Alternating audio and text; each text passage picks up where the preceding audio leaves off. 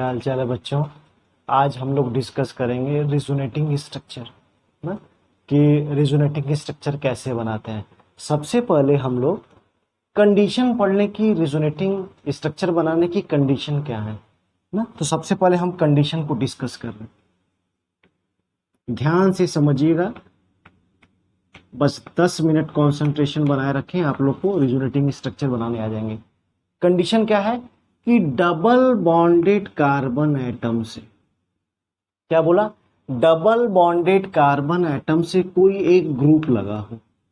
क्या बोला बच्चों कि डबल बॉन्डेड कार्बन एटम से कोई ग्रुप लगा हो, उस ग्रुप के ऊपर या तो पॉजिटिव चार्ज हो या निगेटिव चार्ज हो या लोन पेयर हो या ऑड इलेक्ट्रॉन हो या पाई इलेक्ट्रॉन हो। अगर डबल बॉन्डेड कार्बन एटम से कोई एक ग्रुप लगा हो, उस ग्रुप के ऊपर या तो पॉजिटिव चार्ज हो या निगेटिव चार्ज हो या लोन पेयर हो या ऑड इलेक्ट्रॉन हो या पाई इलेक्ट्रॉन हो, तो ऐसे मॉलिक्यूल का बोलते हैं कि हम रिजोनेटिंग स्ट्रक्चर ड्रा कर सकते हैं। ठीक है, आइए देखते हैं। अब इस कंडीशन को देखते हैं कि कंडीशन फॉलो करेगा तो बोलेंगे रिजोनेटिंग स्ट्रक्चर ड्रॉ कर सकते हैं। आइए, CH2 CH Cl, ये विनाइल फंक्शनल ग्रुप है और क्लोराइड लगा है, तो इसका नाम हो जाएगा विनाइल क्लोराइड। Vinyl chloride.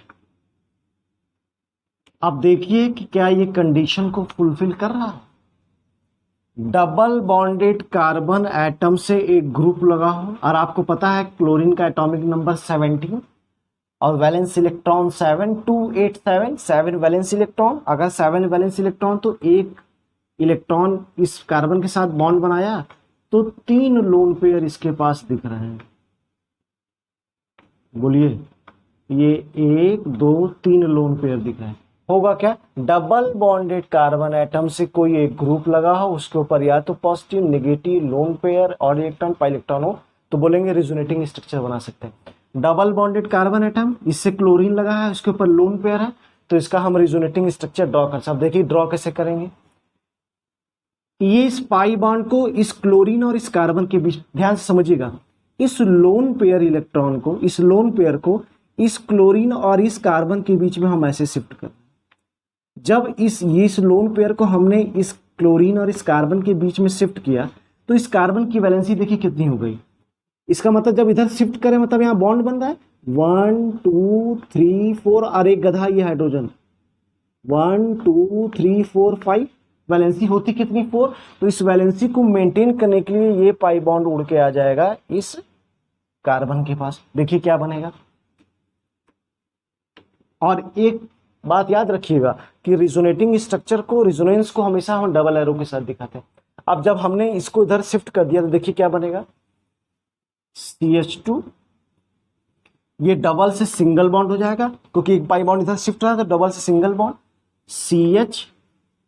अब यहां सिंगल बॉन्ड था तो जब इधर किए तो यहां डबल बॉन्ड हो गया क्लोरीन। ठीक है, अच्छा, क्लोरीन के ऊपर 3 लोन पेयर थे, ये शिफ्ट किया तो इसके पास एक लोन पेयर कम हुआ, जिससे इस पे एक पॉजिटिव चार्ज जनरेट हो गया। अब जब ये वाला पाई बॉन्ड जब ये वाला पाई बॉन्ड इस कार्बन के पास आया तो कार्बन के पास इलेक्ट्रॉन डेंसिटी ज्यादा होगी, तो जिससे यहां पर एक नेगेटिव चार्ज जनरेट हो गया। तो ये हमारा रिजोनेटिंग स्ट्रक्चर है, किसका, विनाइल क्लोराइड का।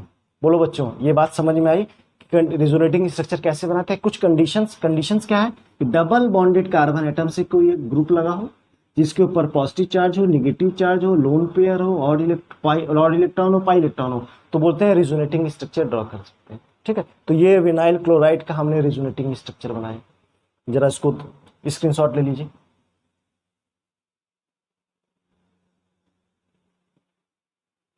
अब आइए दूसरा स्ट्रक्चर बनाते हैं।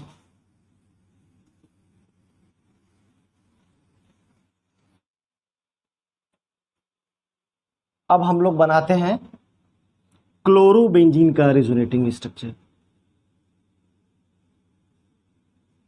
यह है cyclohexene, cyclohex 1,2 diene, cyclohex 1,3 diene, triene, और ये है क्लोरीन। ठीक है, अब इस क्लोरीन के पास 3 लोन पेयर है, एक लोन पेयर, दो लोन पेयर और एक ये तीन लोन पेयर। ठीक है बच्चों, ये बात समझ में आई। अब देखिए क्या ये कंडीशन को फुलफिल कर रहा है।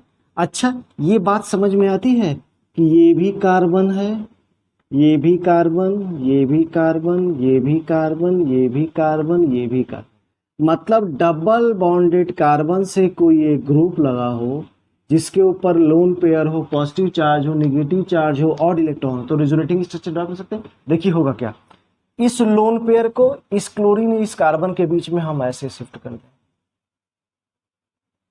तो जब इस लोन पेयर को हमने इस क्लोरीन और इस कार्बन के बीच में शिफ्ट किया तो वैलेंसी देखिए 5 हो जाएगी। देखिए कैसे 5 हो रही है, 1 2 3 4 और एक ये जो पाई बॉन्ड, अरे ये लोन पेयर शिफ्ट हो रहा है 5। वैलेंसी को मेंटेन करने के लिए ये वाला आपका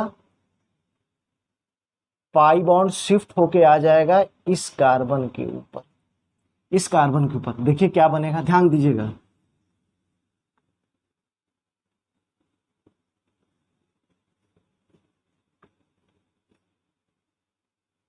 ये बॉन्ड एज सच, ये बॉन्ड एज सच, इन दोनों बॉन्ड के साथ कोई छेड़छाड़ नहीं है तो इसको एज सच लिख दीजिए ऐसे। अब ये क्लोरीन एक सिंगल बॉन्ड के दो हेल्ड था, अब जब इधर हो जाएगा तो डबल बॉन्ड हो जाएगा। ये क्लोरीन, अब तीन लोन पेयर थे, एक लोन पेयर पार्टिसिपेट कर लिया जिससे इस पे इलेक्ट्रॉन डेंसिटी कम हो गई तो पॉजिटिव चार्ज, और ये आपके दो लोन पेयर। अच्छा ये बताइए, जब इस पाई बॉन्ड को हम लोग इधर शिफ्ट किए तो इस कार्बन के पास इलेक्ट्रॉन डेंसिटी ज्यादा होगी जिससे हमने इस पे नेगेटिव चार्ज मेंशन कर दिया। बोलो बच्चों ये बात समझ में आई। अब होगा क्या, इस नेगेटिव चार्ज को इधर रिटर्न करेंगे और इस पाई बॉन्ड को शिफ्ट करके इसके पास कर देंगे। देखिए क्या बनेगा,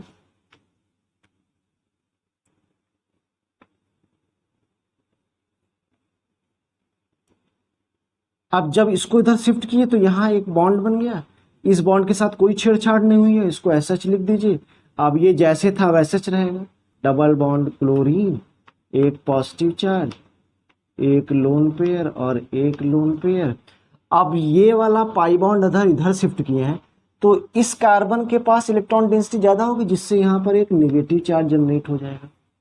ये स्ट्रक्चर समझ में आया। अब होगा क्या, ये नेगेटिव चार्ज इधर, ये पाई बॉन्ड आ जाएगा इस कार्बन के पास। देखिए क्या बनेगा,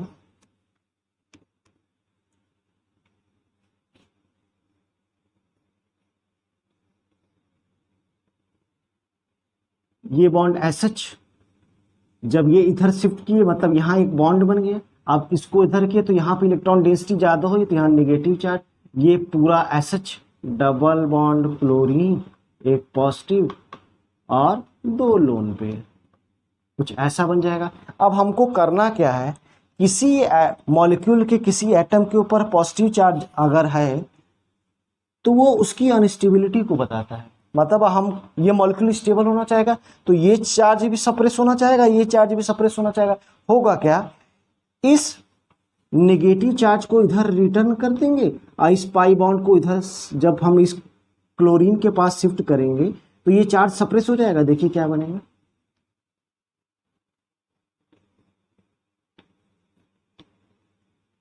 ये बॉन्ड एस सच, ये भी एस सच। अब जब इसको इधर शिफ्ट करेंगे तो एक बॉन्ड ये बन जाएगा।